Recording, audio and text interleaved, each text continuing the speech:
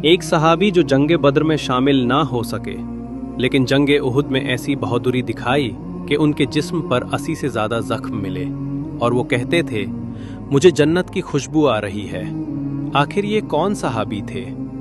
हज़रत अनस बिन नद्र रदी अल्लाह अन्हु एक अजीम सहाबी थे। वो जंग बद्र में शारिक नहीं हो सके थे और इस बात का उन्हें बहुत गहरा सदमा था। अपने नफ्स को मलामत करते रहते थे कि इस्लाम की पहली अजीमुश्शान जंग हुई और मैं उसमें हिस्सा ना ले सका। उनके दिल में ये तमन्ना थी कि अगर दोबारा कोई जंग का मौका मिले तो अपनी कमी को पूरा करेंगे और पूरी हिम्मत और वफादारी के साथ हिस्सा लेंगे। इत्तेफाक से जंग उहुद का मौका आया और इस जंग में हज़रत अनस बिन नद्र रदी अल्लाह अन्हु ने बड़ी बहादुरी और दिलरी का मुजाहिरा किया। जंग उहुद में शुरू में मुसलमानों को फतह हासिल हुई। कुफ्फारे मक्का पीछे हटने लगे और मैदान छोड़कर भागने लगे, लेकिन बाद में एक अहम गलती की वजह से मुसलमानों को शिकस्त का सामना करना पड़ा। वो गलती ये थी कि हुजूर अकरम सल्लल्लाहु अलैहि वसल्लम ने कुछ सहाबा को एक खास जगह पर मुकर्रर फरमाया था और सख्ती से हुक्म दिया था कि चाहे कुछ भी हो जाए अपनी जगह ना छोड़ना। उस जगह से दुश्मन के अचानक हमले का अंदेशा था।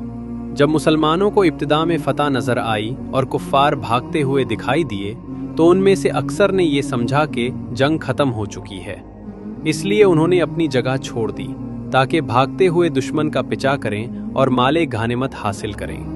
उनके सरदार ने उन्हें रोका भी और याद दिलाया कि हुजूर सल्लल्लाहु अलैहि वसल्लम ने जगह ना छोड़ने का हुक्म दिया था, मगर कुछ लोगों ने ये समझा कि ये हुक्म सिर्फ उस वक्त तक के लिए था जब तक जंग जोरों पर हो। इस गलत फहमी की वजह से वो अपनी जगह छोड़कर मैदान में आ गए। उधर भागते हुए कुफ्फार ने जब वो जगह खाली देखी तो फौरन वापस लौटकर उस तरफ से हमला कर दिया। मुसलमान उस वक्त बेफिकार थे। इस अचानक हमले ने उन्हें घबरा दिया और वो दोनों तरफ से दुश्मन के दरमियां आ गए। इससे मैदान में अफरा तफरी मच गई और मुसलमान इधर उधर बिखार गए। इसी दौरान हज़रत अनस बिन नद्र रदी अल्लाह अन्हु ने देखा कि सामने से हज़रत साद बिन माज रदी अल्लाह अन्हु आ रहे हैं। उन्होंने उनसे कहा, ए साद, कहाँ जा रहे हो? खुदा की कसम, मुझे जन्नत की खुशबू अहद के पहाड़ की तरफ से आ रही है। ये कहकर वो तलवार लेकर दुश्मन के हमले में घुस गए। इतनी बहादुरी और इस्तेकामात से लड़े के फिर वापस न आए, आखिरकार शहादत का रुतबा हासिल किया। जब जंग के बाद उनके जिस्म को देखा गया तो वो जख्मों से चलनी हो चुका था। उनके बदन पर 80 से ज्यादा तीर, तलवार और नज़े के जख्म थे। उन्हें पहचानना भी मुश्किल हो गया था, हत्ता कि उनकी बहन ने उन्हें उंगलियों के निशान से पहचाना।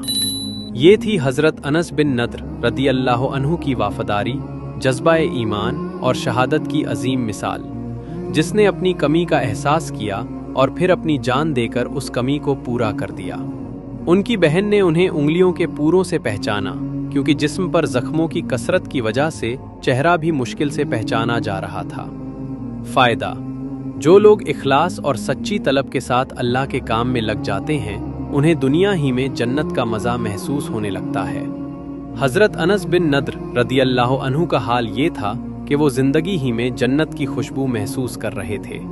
ये उनके कामिल ईमान, जज्बे और अल्लाह से सच्ची मोहब्बत का नतीजा था। अगर किसी आदमी के अंदर सच्चा इखलास पैदा हो जाए तो उसे दुनिया ही में जन्नत का मज़ा महसूस होने लगता है। मैंने ये बात एक मुअतबर शख्स से सुनी जो शाह अब्दुल रहीम रायपुरी रहमतुल्लाहि अलैहि के मुखलिस अफराद में से थे। उन्होंने हज़रत का ये माकूला नकल किया कि जन्नत का मज़ा आ रहा है। इस वाक़े को मैं पहले भी फ़ज़ाइल रमज़ान में लिख चुका हूँ।